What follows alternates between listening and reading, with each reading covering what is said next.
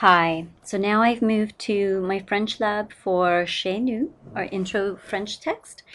And in this course, I actually have a couple of students enrolled. So what we want to look at here are the gradebook and also the alerts, because this is a great way to quickly see an overview of how your students are doing. So notice here, I have one new announcement. We'll ignore that. If you have any new instructor graded activities, they would be listed here. We have none in this course. Any new unread messages, they would be listed here. I have a couple of things that are not passed. So in this case, I click on it. SAM P02, 1 out of 2 students who took the activity did not pass it. And the same thing with P05. So I could click on it and it would take me to the grade book to see the scores for the students that have taken that activity. So if I click on it, now it bumps me to that activity in the grade book.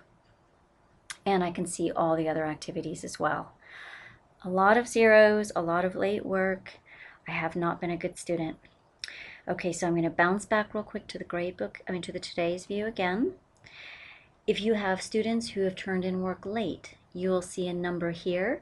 And if I click on Past Due Submitted, you will see your students' names here. You can accept all or accept individual activities from individual students. The course performance. This is a great snapshot overview of how your students are doing in the course. We looked at this in an earlier video with some better grades. There's not a lot of work that's been done in this course. A little teeny bit and not so well done in the preliminary chapter in this course. And I can also go by student performance. So here's me, and you can drill down and see, okay, so for student activities manual machine graded, which is what I assigned, here are my grades on the individual activities. So if you have multiple students in a class, it gives you a great snapshot view. Now the other way to go in and access your grades is by the gradebook. Students also have their grades all in their own gradebook so they can see everything as well. In this course, I've created some custom columns, and that's something we'll take a look at. But by default, when you go into your course, you're going to see a course average column. And by default, we have it set to average all work that has been assigned to the calendar. We'll look at how to adjust those preferences separately, but know that by default, this is going to show everything that you've assigned to the calendar. It's like their final grade.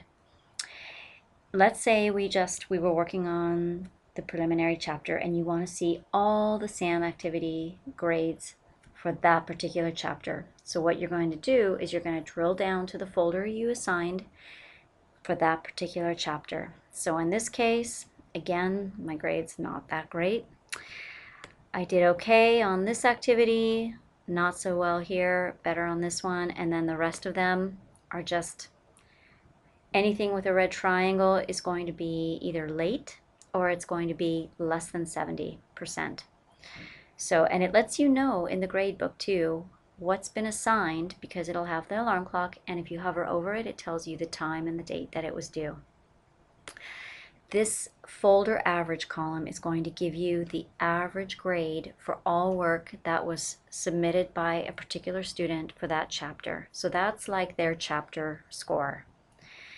You can easily download this by clicking down here on download, and it opens right up into Excel. So if you only want to be able to quickly go pull the grades, you'll see all your students listed here. Here's the average, so that would be the full score for that chapter for each of your students, and then all the individual activities. Lots of zeros here. Okay, so that is how you would go in. Here's our little training worksheet and access those scores.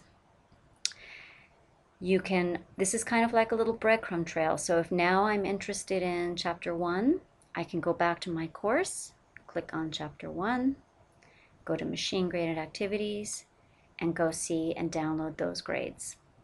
So that's how you find your grades in the program, and then you can always download them. The next video will take a look at how to create custom columns in your gradebook.